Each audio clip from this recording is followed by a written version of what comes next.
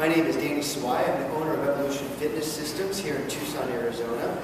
And I had a question from a client of mine this week about why her IT band hurt after doing a leg press. Now, I don't have leg presses in my gym, but I think she was doing leg presses somewhere else.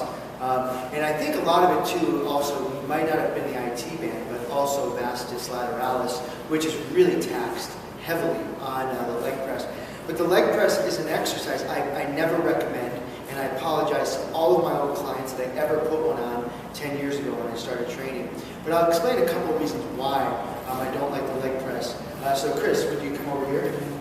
And Chris, what I want Chris to do is lie on his back. And there's a lot of different versions of a leg press. A version of a leg press, sometimes it's like this, and other versions are actually like this. But if you look at where he's at, here, or even here, most people when they come into leg press, look what's going on to his lower back.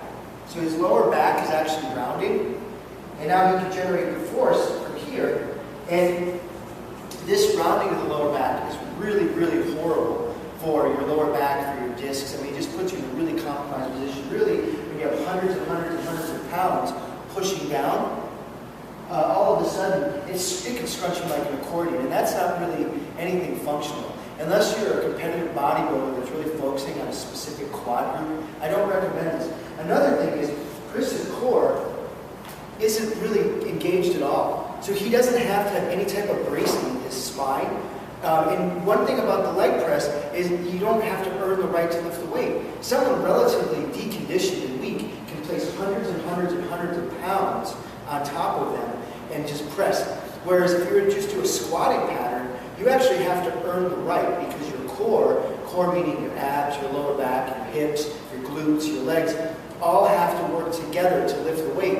And if you're not strong enough to lift the weight, your body will let you know rather quickly. So I'm going to have Chris go over some of the basics of a squat because a lot of people don't squat much and they think they can't because their knees hurt.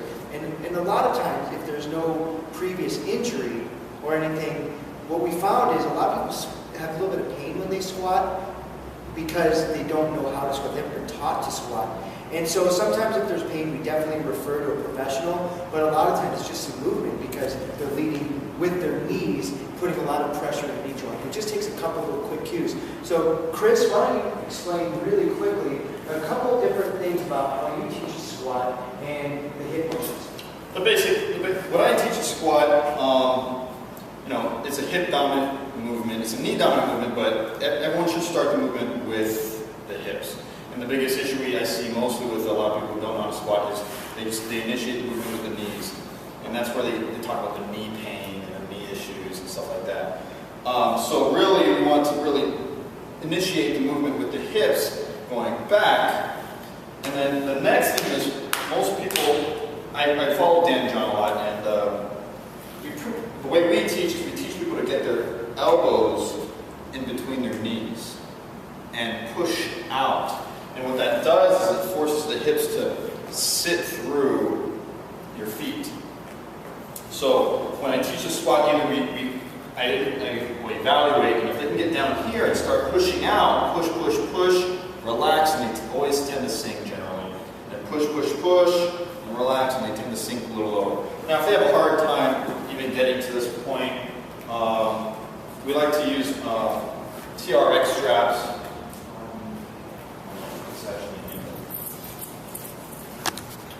We like to use the TRX straps or a doorknob or whatever, and they're just going to use it, and it helps compensate their balance and learn to get into position. And then from there we can work, the knees out, teaching them to push the knees out so they can sit into it. And those are generally the basics. Those are the two things we start with, to see where these issues come from when it comes to squatting. Right on. Cool.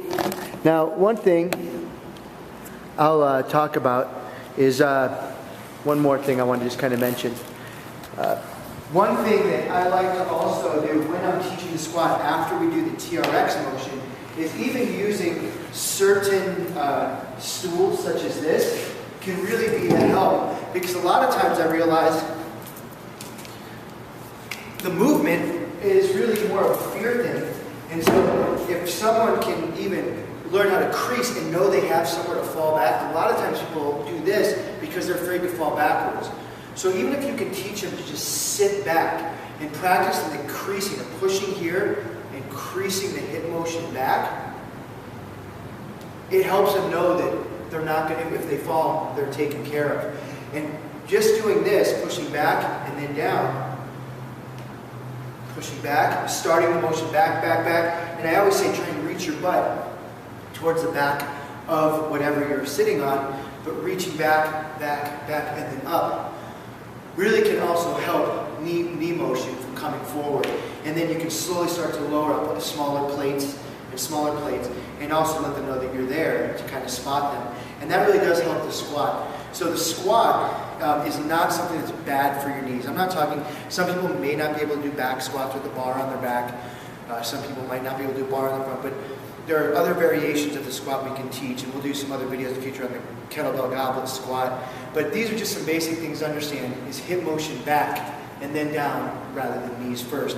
And usually that can help a lot of people out with their knees if they don't know how to squat. Thanks.